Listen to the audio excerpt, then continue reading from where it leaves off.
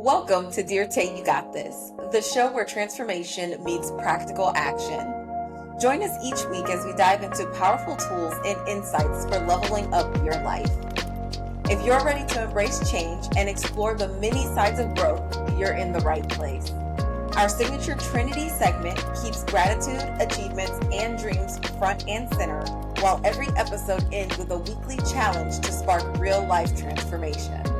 Tune in, take action, and get inspired to live your best life. Chakra Wonders is a company based out in Arizona. A good friend of mine owns the company, and they have all kinds of wonderful metaphysical things on their website, whether it is mugs, book bags, posters. I even have a pair of socks, and these are the root chakra socks, which I had to get because if you don't know, I have about 300 pair, probably, yeah, at this point, I have about 300 pairs of socks. Counted, there have been 234 pairs of socks. So it's probably easy to say that I have over 300 pairs of socks hanging out in my house. All right. And I had to get a pair of the root chakra socks. And then I also got one that also has, that says all chakras, or chakra socks. Yeah. And I absolutely love the fit of these. They're super comfy. And the fact that they have the chakras on them also made them really, like, they really caught my eye. And I was very happy to get a link from them to be able to share with you all 15% off of any purchase that you do on their website. So you just go to www.chakrawonders.com. And when you're checking out, you put in coupon code Dear Tay, that's DEARTE. And, and when you put that code in, you get 15% off your purchase. Now, the one thing that I also did when it came down to Chakra Wonders, I had talked with the owner, who again is a good friend of mine, and I was telling them how I was going to be doing podcast inspired paintings. And right now there is a Tay Youngblood collection on their website. You can get 3 paintings that I have, and I'll go ahead and put them in here somewhere, however they, turn up. But you can actually get those as wall posters from chakrawonders.com as well. So I'm super excited about that because that also means that I get to share my art with the world, not just from this podcast, but people who go to the website in general also are able to see that collection and pull things from there as well. So go to chakrawonders.com, type in coupon code Dear Tay, and you will get 15% off. Hi, everybody. Welcome back to Dear Tay, You Got This. Good morning. Good morning. I'm excited to be back here. And today I want to talk about going through your changes, your transformation and growth one day at a time. Earlier on in this podcast, I talk about timing and how there is no perfection and things like that. But one of the things that I wanted to talk about was when you're making these decisions, when you're going through this growth process, when you're going through this healing, how in reality, it really just takes not only that perseverance, that motivation, but it also takes one day at a time. When I first started on my healing journey, which at this point was probably about 8 years ago, one of the things that I didn't realize was what I was getting myself into. In all honesty, I had no idea how much was going to take place within those 6 years or 8 years. I had no idea, what I was changing, what I was growing into, how that was going to impact my life. And from the beginning, I knew that it was going to be a day-to-day process. And even then, because I was a perfectionist, because I wanted everything to be perfect, and I was really worried about the moves that I made and how I made them, I didn't realize at that time that it really just takes one day. It's one day, it's 24 hours. And as I started more and more on my journey, I started to realize how a day at a time can really change your life. So when I want to say when I first started my chakra alignment, it was a very, very like interesting time for me. I was going through a lot of issues with not only myself, but me and my ex-husband were having a lot of problems. We weren't really communicating. The mortgage was behind and things like that. And it was very, very stressful.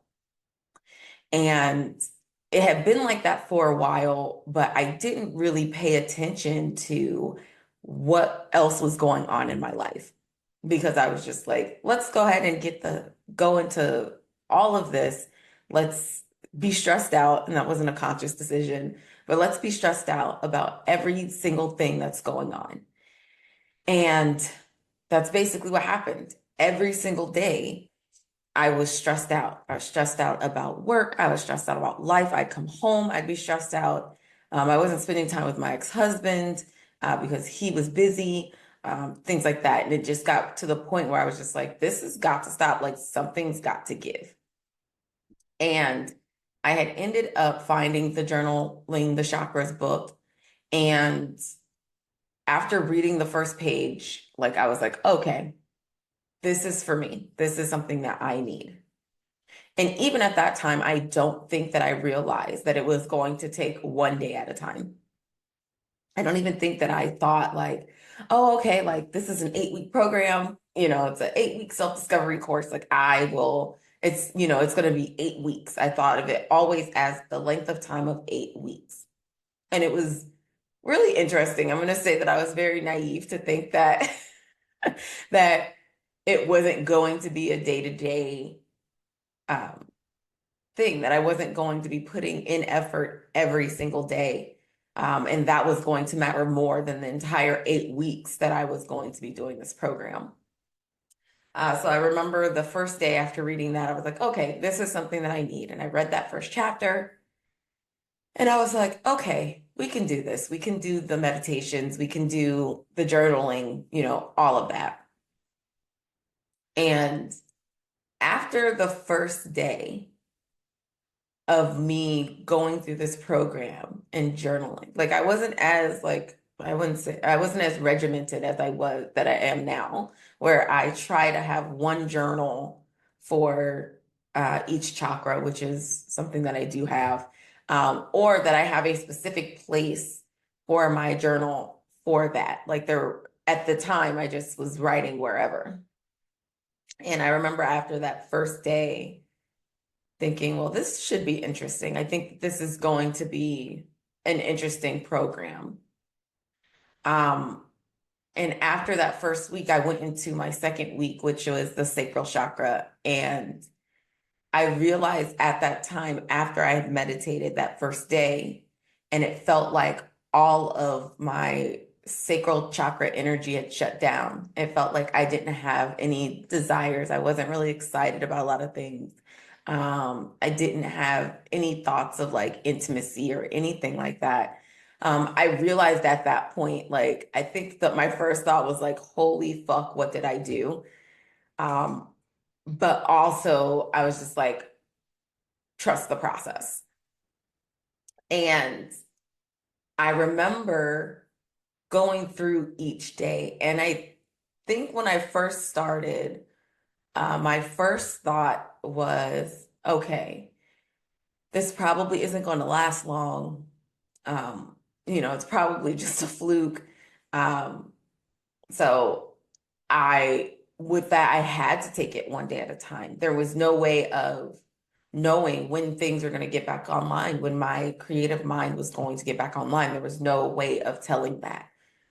So I remember every day kind of just like thinking like, okay, we have to do the meditation today so that we can fix whatever I broke. And as I went through each day, I realized that it was more about me than I cared to realize. And at that time, I also realized it was more about my past trauma than I cared to realize. So I sat back and I got to the end of the week and nothing had changed. I still felt the same way. I didn't feel any desire for anyone, or anything for that matter. And I was just completely confused as to how that whole thing shut down. And so what I did was I went to a friend of mine and I was like, hey, I don't know much about chakras or anything like that, but can you help me try to make sense of this? Because this happened. I'm not entirely sure what's going on or how I should fix it. And we're talking a little bit about what happened. She goes, oh yeah, she says that happens sometimes. She says when you're going through your chakra alignment, you can either have an overactive chakra. So basically the energy expands and things kind of get a little crazy. So I could have been overly sexual. I could have been overly creative um, in that realm. Or it could have did exactly what it did, which was it shut down all of that. And I didn't realize that this was a thing at the time. And I was just like, oh, okay. I was like, so like, I don't know, maybe I should like meditate more on this. And she was like, yeah, she was like, whatever you're doing, she was like, I would suggest to keep doing. Continue to meditate until like it breaks loose. And I was just like, all right. And you guys don't know, you guys know what are. Some of you guys know me in person, some of you guys know me just from the podcast. And I will tell you that I have the patience of a toothpick. Like it is, I don't really have a lot of it. And it's funny because I know that over the years, um, things have really been trying to teach me how to be patient, like what I need to do for patients. And clearly these lessons have been escaping me because I have not really been able to, I've been able to like grasp some portions of patience, but there are still some things that I still have to work on. Um, and I think at the time that all of this was happening, I didn't really have what I thought was patience. Like I didn't know for myself what that looked like. And at the time, my ex-husband had done something really dumb and got himself put into jail for the weekend, like for a few weekends actually. He had like a 15-day thing that he had to do in jail. And so although he was there during the week, um, I didn't see him on the weekend. So I had these weekend days to really like get into myself and understand really what was going on. And it was there was a lot of things that taught like that were at that time teaching me patience. Now that I'm talking about it, I didn't even realize. There were a lot of things at that time teaching me patience. And of course, looking back on it now, it's like it's one more day, right? And I know that sometimes when we go through our healing journey or we are going through life, one more day can be too much. It can just be too much. So for me, it was really hard. It was really interesting to sit back and wait for something that had been with me or something that I felt had been with me all this time to really just feel like it was gone. It was just gone. Um, and the only thing at that time that I could do was go one more day. Um, And I remember, and I talk about this in previous podcasts, where I remember the day that everything came back online. It was a Saturday, and I was getting ready, or no, was it a Saturday? It was either a Saturday or Sunday. Um, and it was a Saturday because I still had one more day to do my meditation before I moved on to the next chakra. So it was a Saturday. A friend of mine had invited me to go see Les Miserables. And we were planning on going out and we wanted to like, uh, I think we grabbed food first and then went out, or it was vice versa. And we were basically to hang out for the rest of the evening. Um, and so in the middle of the afternoon, I was like, all right, since I'm getting ready to go, like, let me go ahead and get my meditation in because I'm not going to be able to get it in any other time. And at this time, my ex-husband was still, he had went back into jail. He went in Friday nights and then got out Monday morning. Um, and I remember sitting in my living room, and at the time I had one of those like breakdown tables in the living room. And I sat down at the table and I sat in a chair and I went ahead and started the meditation. And I remember not really thinking about anything. Again, I didn't know how things were going to go in this particular one. Things were still shut down. Like it was a very, again, it was a very interesting time. And what ended up happening was I sat there and I meditated, and for the first 3 minutes or so, like nothing happened. I was kind of just like, all right, let me go ahead and do this meditation thing. And then after 3 minutes, um, I started to feel like a tightness in my chest, and like I started to feel like emotions were coming. And for anybody who has emotions, like everybody has emotions, but you know how you feel when you cry, like everything starts to get tight. Um, like your body starts to your breathing starts to change. Um, and it gets deeper and like almost frustrating. Um, that's basically what ended up happening. And then I started to cry. And for the rest of the meditation, like in my brain, as much as I wanted to stop it, there was something that was like, no, no, let this happen. And I sat and I cried for the rest of the meditation. And I remember after like being done and journaling, I felt so much better. And I didn't know what that meant at the time.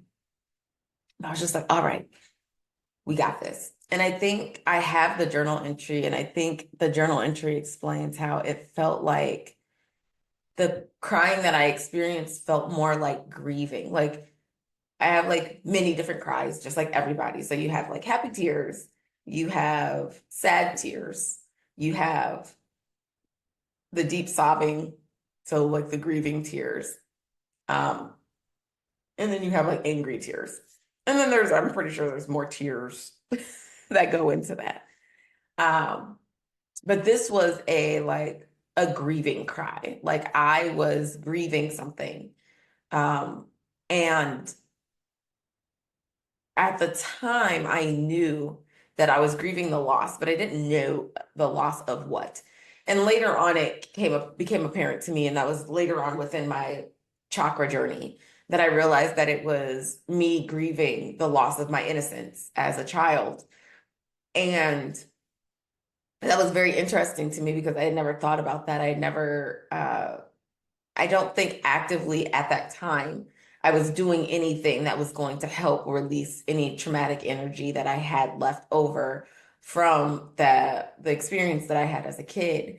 But I feel that because this was directly related to that trauma, like the sacral chakra is directly related to that specific area of my life and that traumatic experience, that doing that chakra alignment really knocked something loose and was like, okay, things are going to be okay.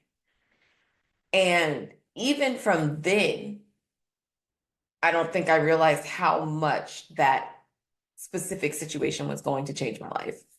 And it's interesting because even after that, I still stayed with my ex-husband for a little while longer. I got a new job. I was changing everything about my life at that time again. There's been so many times where I've changed things about my life, but I don't think that the one day at a time really set in until after and I guess not even well, yeah, after my ex-husband left. Um, and it was funny because a lot of the things that I was doing in my life was trying to make up for a lot of the lost time that I had. And I think that a lot of times when we're going through our healing journey, when we're going through this transformation, that we literally sit back and say, okay, how can we change what already has been? And I'm going to say I'm guilty of that. You may not be, maybe you have already, come to grips with the fact that the past is the past. But oftentimes we don't come to grips with the fact that the past is the past. And we try to change what that looked like. And what that looks like in the present day of like changing the past is going back to old friendships, going back to previous jobs, going back to old relationships. Those things within themselves are trying to change the past. You're trying to change an event of something that happened that, let's face it, was supposed to happen. And we've decided, how can we go ahead and change the past? How can we change that situation? And I'm guilty of this, not constantly, but enough. Um, and sometimes in certain situations, in some situations, especially for some people, and I've seen this happen, they have decided that that's what they want to do. They want to go back because they have learned more. They have learned to be better. They have learned a different set of skills that's going to enable them to be better this time. And that is okay for you to do. I think that a lot of times people frown on going back to something that they had previously left behind. And me at this point in my life, where I am in my growth, which is really funny because let's just be real, a while back I'd have been like, nah, fuck this person, fuck that. No, not doing it. And now I kind of like sit back and I think about it, especially if it's not, if it has nothing to do with me. There's nothing that I can say to somebody that's going to make, like, to change their mind if they've already made their mind up about what they're going to do. There's nothing that I can do. The only thing that I can do is be encouraging. So when people come to me now and say, okay, well, I'm going back to this, the one thing that I do is I go, okay, so have you truly thought about what this looks like? Have you talked to this person about, if you have any boundaries that you want to set in place? Um, are you okay with this? Does this feel okay in your body? And these are questions that I ask people now who come to me and they're like, yeah, this is the situation and I'm going through this, da, da, da, da. So I take this same mentality and I put it on myself when I'm going through something, when I want to go back to something, things like that. I always check in because it's so important that you make sure that the things that you are doing and the things that you want to do are exactly how you feel within yourself. And this is the part that takes one day at a time, because what you're going to do is you're going to make a decision, and we have to realize that we're going to be sitting in whatever decision we make today. We'll be sitting in that decision for the next X days, the next X amount of days. We're going to be sitting in that. And we have to decide, and we've made the decision that we're going to sit in that. We're going to push forward with whatever that is.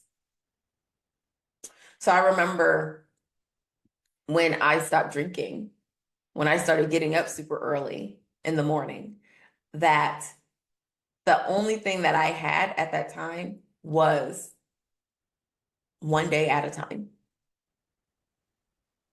And I'm going to go ahead and take a little break here so that we can talk about some of the affiliates that I have with this video, and a little mini commercial break. And then I will be back to tell you what that one day at a time looked like. My very first book that I wrote is called Tainted, Overcoming the Stigma of Sexual Trauma. But this beautiful book you can actually get on Amazon. And I'm going to put the links of both Chakra Wonders and the Amazon link for this book into the description. But Tainted, Overcoming the Stigma of Sexual Trauma is my story of overcoming sexual trauma and the methods that I use to do that.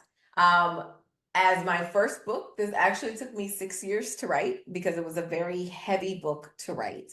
Um, but I'm so excited to be able to share this with you guys. And if you want a copy, you can go ahead and get it from Amazon. And if you want a signed autographed copy, I do have a link for that as well. So I can go ahead and put that in the chat as well. So in January of 2023, I stopped drinking. I decided that I was tired of the way that my life was. And I was like, all right, we're going to go ahead and make a change. And I knew at that time it was going to take one day at a time. And for a lot of people, drinking is a habit that most people don't see as a bad thing. They see it as like a societal norm. I read that somewhere or heard that somewhere where like when it comes down to like when it comes down to certain drugs, they're like, oh, these are bad. And then when it comes down to alcohol, it's like, oh, don't drink and drive, but you can still have fun while you're while you're drinking. And just look at every commercial that you see when it comes to alcohol. Like look at every commercial that's just like, yeah, party hard. And also, look, party hard, but stay safe. Like one of those things. So I knew that it was going to be a one day at a time for me. And when I started, what I decided to do was I had journals. And this was the first time, like, this is the first three journals that I had. And these journals go from January of last year to, like, I think, like March of this year.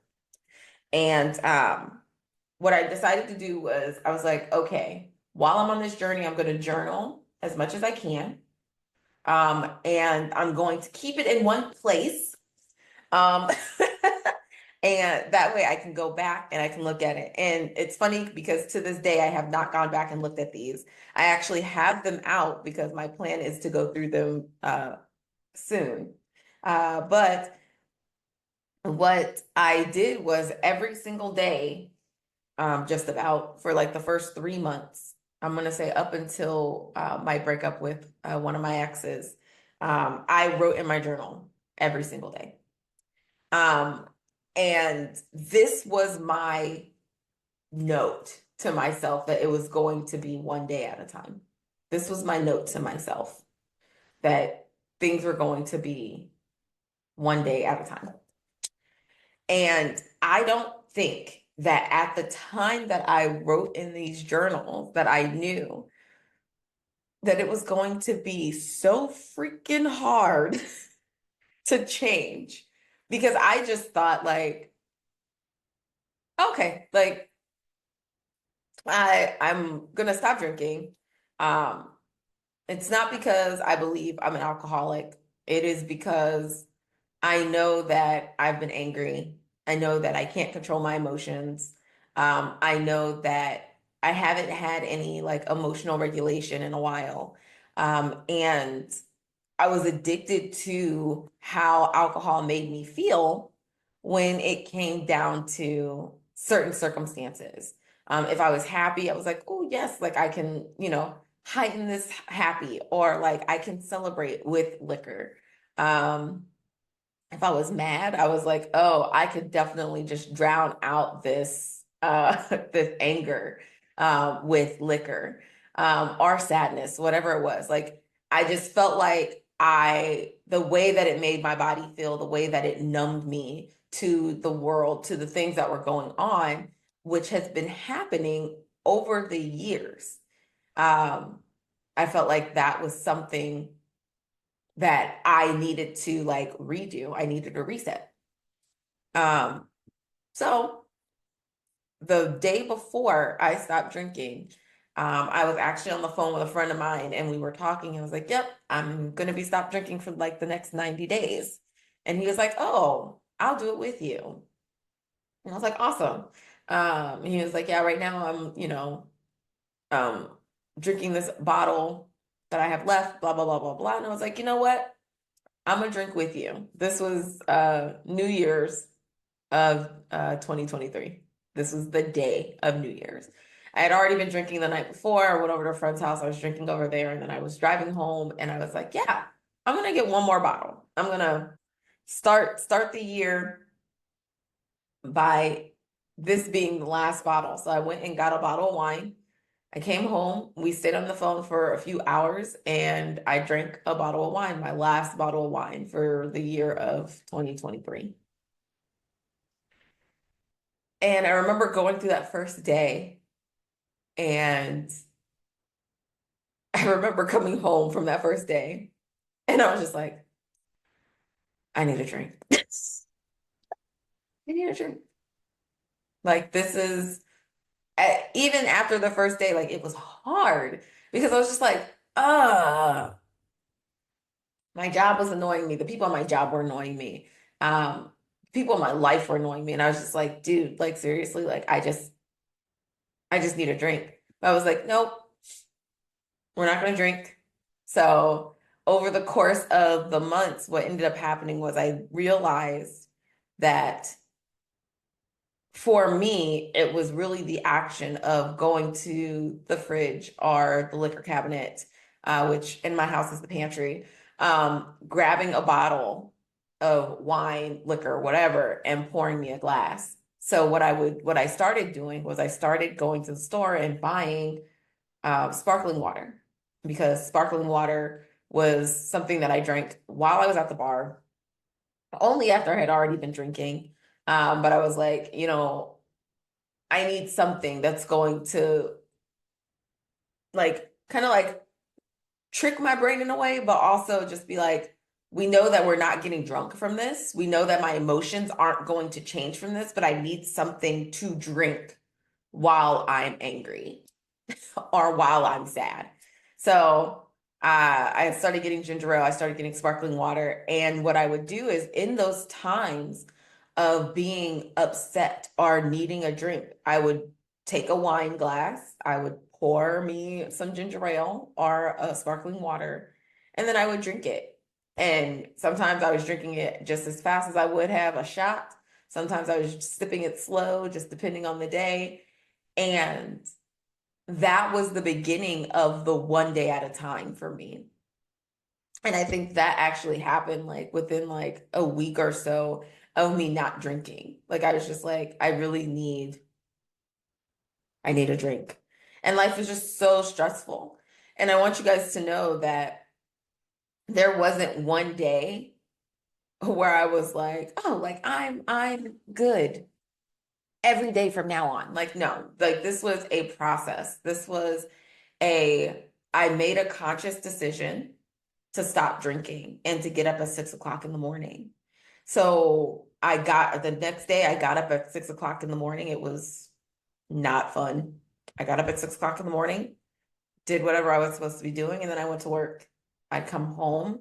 I was stressed and I was like, I need a drink. Nope, we're going to drink water. We're going to drink juice. We're going to make a mocktail. And then I would go on about my day. And it took every day. Like even now, when it comes down to certain things, like at one point, I remember talking with a friend of mine, and we were talking about my journey of not drinking. And this is like at the beginning, like maybe like the second month in. And I was telling her, like, yeah, I stopped drinking, da da da da. I'm like, I'm supposed to be doing this for 90 days, yada yada yada yada yada. Um, And I remember, and actually, was it that long? I think maybe it was after that, actually. Because I remember telling people, like, I'm not drinking for 90 days. And a lot of people were like, oh, that's hard for me. My partner at the time was like, I can't do it with you. She was like, I will do a couple of months with you or a couple of weeks, but I'm not going to do months. I had my friend who had drank that last bottle of wine with me do it for 90 days. I had another friend do it for, I think she ended up doing it for like 80 days. Um, but I had support of people helping me, but it was a day to day conscious decision. And I think a lot of people need to know that in order for you to make a change in your life, in order for you to grow, you have to make the conscious decision to do so. And I say that because I think a lot of people think that a lot of the things that end up happening in their lives just happen to them, which is a very interesting way to think, honestly. Like life is happening to you. Like you couldn't control this thing, so oh, I have to let it happen. And that is very much the opposite of how I believe that we should be going through life. If we make the conscious decision every day to change, whatever it is, we make the conscious decision to be better at our jobs. We make a conscious decision to read 10 pages a day. We make a conscious decision to drink more water, exercise more, get more sleep, whatever it is. If we put those things into action, it only takes one day. One day. And I know that most of you know, like, you're not getting a full 24 hours because you're sleeping. We have to sleep, right? But for those 16 to 18 hours that you are awake, you have to make the conscious decision to move forward, to not drink, to not be quick to anger. Like, you have to make the conscious decision. I have so many people come to me who say, "Oh, well, I know that I have to do this, but," and then there's but. And for me, there was never a but. I had literally dedicated my time. I dedicated 90 days to a meme. And that's what it seemed like at first. Like, it sounds ridiculous. Like I had seen this meme one time. I swear for life, in the last 3 years, I have not been able to find this exact meme. I remember where I saw it, I believe, but I could not tell you the dedication that I had to this random ass meme about drinking. Like, and I think now, like, if I were to go back, like, I'd have to go back because it's been a year, and I believe the person that I seen it on, like, they post like all the time, so I'd have to go back, right? But I dedicated myself to a meme, and now I realize I didn't dedicate myself to a meme. I seen that I needed to make a change in my life, and I seen that meme and decided that that was going to be the thing that I changed. I was going to change my drinking and why I used it, why I drank. And I realized that the dedication that I actually made to not drink was to myself. It was so that I could feel better. It was so that I could learn to regulate my emotions. It was so that I could, I didn't have this extra sugar. Um, it was for those reasons. And within the midst of all of that, I'm not going to say that I liked it. Not going to say that I liked it because that would be a lie. There were days that I would come home, I was so stressed out, and I'd be like, God, I need a drink. And instead, I would go to bed. Like, I just couldn't deal. The day that I broke up with my partner, I called my best friend, and I was so sad and so heartbroken. And I sat and I cried on my couch, and I told her how much I wanted to drink. And she was like, "Best friend, you're not going to want to do that." And I said, I know, but I want to. And by the way, I didn't have any liquor in my house. I didn't have any alcohol in my home at this time, but I was just like, I want to drink. Actually, that's not true. I have one bottle of wine that I have bought right before I stopped drinking that I had not drank. So that bottle's actually still downstairs in my kitchen. But I just knew I wanted to drink. And she was like, you're not gonna want to do that. And I was like, I know, but I want to. And I didn't. I didn't drink. And I think on that day and going forward, I realized that no matter what journey you're on, no matter what growth path you're on, it's always going to be one day at a time. When you dedicate yourself to a mission, to a purpose, understand that those changes are not going to happen overnight. I didn't realize that I was addicted to alcohol and the way that it made me feel until after I stopped drinking for 2.5 months. I stopped drinking for 2.5 months and I realized, oh, we are using this as a coping mechanism. We need to stop that. And it's not until you get further into your journey, and that doesn't have to be months down the line. It could be weeks, it could be a few days down the line that you're going to realize that every single day that you're making a conscious decision, you are dedicating to yourself. You are telling yourself, you are making yourself a promise that you're going to do better than the day before. And the one thing that I will say when it comes down to going to this day, like this one day at a time thought process, is that you have to be patient, which again, I'm learning. I have a little bit more patience with certain things, not all things, but with certain things it's wild. When it comes to things that I can control, I have a little bit more patience. When it comes to things that I cannot control, that's where I fall off the edge. So I have a little bit of patience, but you have to have patience with yourself. You have to give yourself grace because there's going to be a day where you go backwards, where you decide that you're not going to do the thing that you said you're going to do. There were days where I didn't wake up at 6. Like I was not doing it. There were days where when it came to drinking, I did not drink for 364 days. And there was a time where I ended up getting an accidental drink at a restaurant that I went to. I had ordered a mocktail. They brought me an alcoholic beverage. And I remember that day, like I bawled like a baby. Like I was so mad. I was so sad. Like I was crushed that I had dedicated myself to a year and this idiot brought me an alcoholic beverage.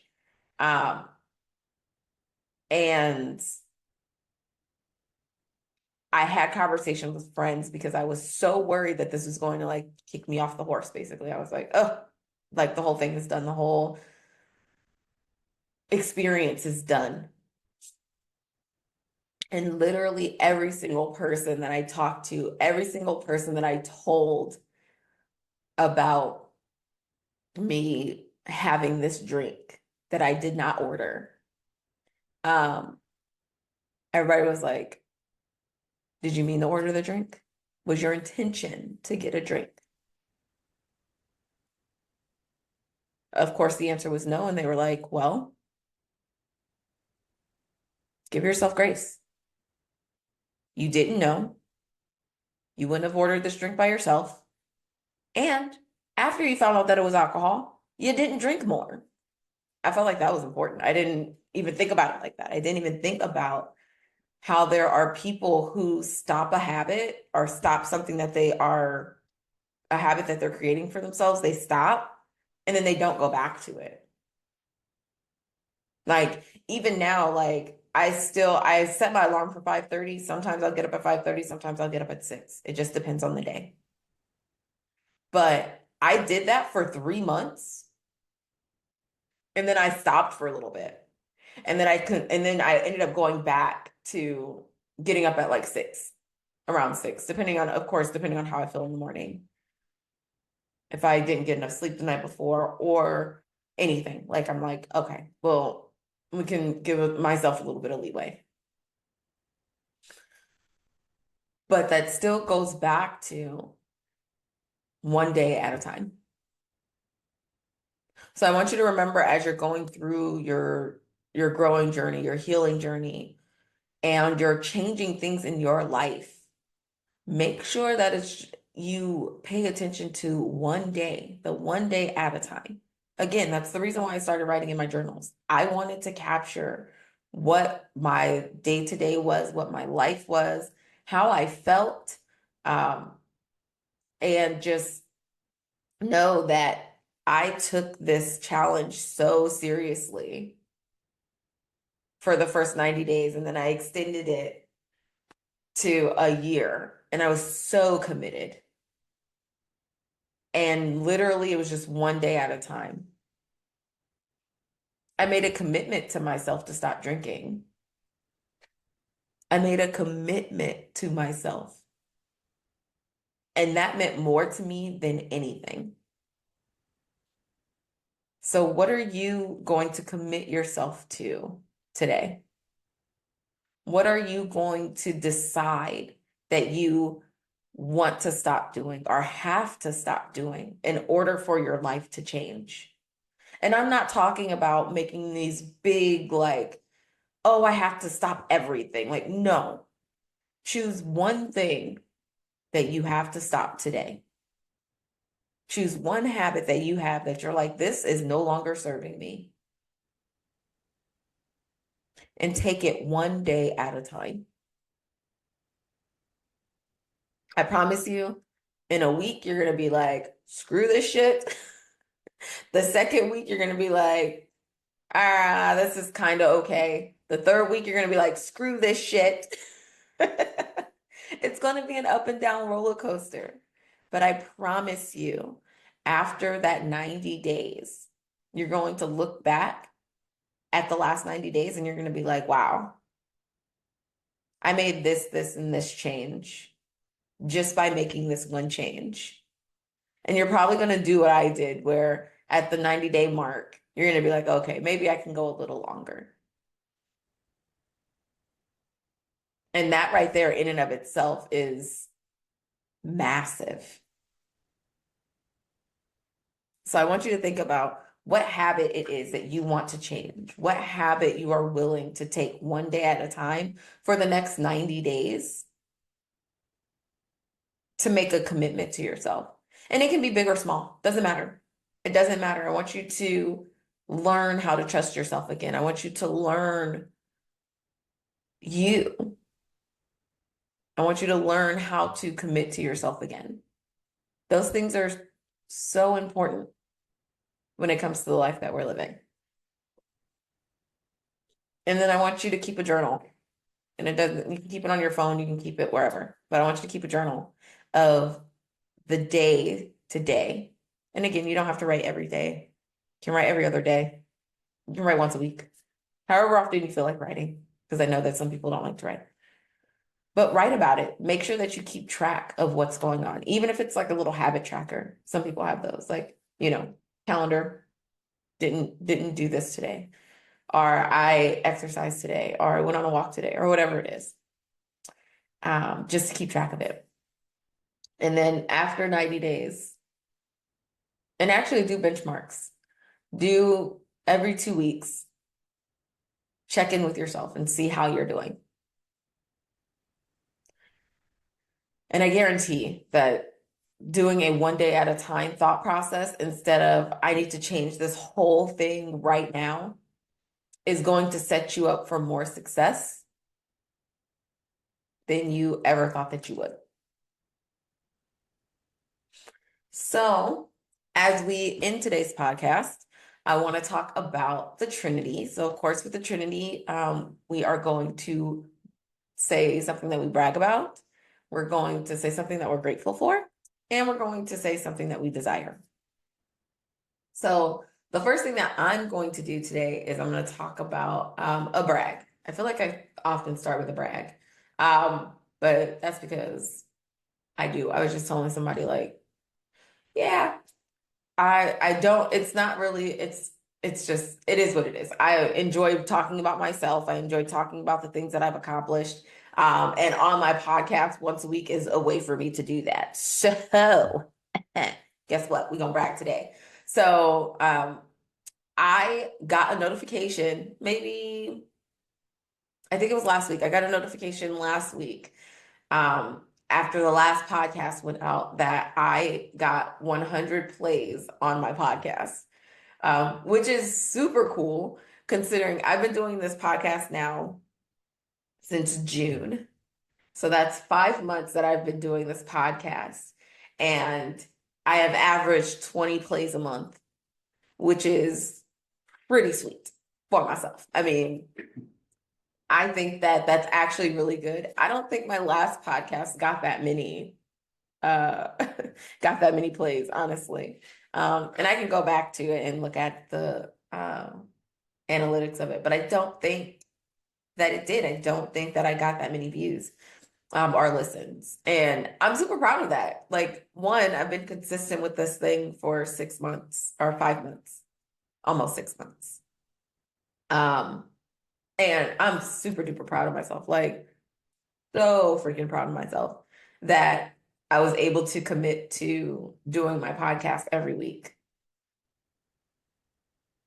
That makes me happy. So I want to brag about that. My podcast has 100 plays, which is awesome. Something that I'm grateful for. You know what? I'm grateful for my cats. Um, One of the things that I have two cats. You've seen in some of the podcast episodes that I've actually started filming within the last couple of months, you've seen some of them. I have a little gray one. Her name is Ash. That is my kitten. She is huge, but she's still a kitten. She's like 2 years old, 3 years old. She's still a kitten, very playful, very just rah. And I have Tigress, who is 7. And I'm grateful for them because I have had over the years so many moments where I just needed to be, and or where I was sick or anything. And these little monsters have done everything that they can to make sure that I am okay. They've come, like when I'm sick, they'll come and they'll like sit with me. If I'm feeling down, they'll come sit with me. Like they know it's animals know when their owners, like something's off with their owners. So it's nice to have them like be able to like, hey, what's up? What's going on? And have that little bit of space to share with them, um, and have them really come and kind of like give me the comfort that I need. Something that I didn't really think about when I got them, because I was just like, oh yeah, we need to have animals. We need to have animals in the house. Um, so I didn't really think about how much comfort they would actually bring to me on days um, where I didn't really know that I needed it. And yesterday morning, I was up at like 4:30 in the morning, and I got up, I did some work, I went downstairs, I made myself breakfast, and as I sat on the couch and read, my cats literally like just came and they were just like, one was snuggled up next to me, the other one was at my feet, and we were just like sitting there on the couch, and they were just like being all like, ooh, good energy. So I'm actually really grateful for them. Really, really grateful for them. And a desire. Hmm. I feel like you guys have heard a lot of these desires that I have, and a lot of them are going to repeat. Um, but I think at this point, one of the things that I desire is to really help the people who hear my messages. I want to make sure that the information that I am giving, although it is about myself, this is something that can be given to anyone and they can take this information and do what they will with it. And I want to make sure that all of the information that I give is what is the word that I'm looking for? My brain kind of just like lost it.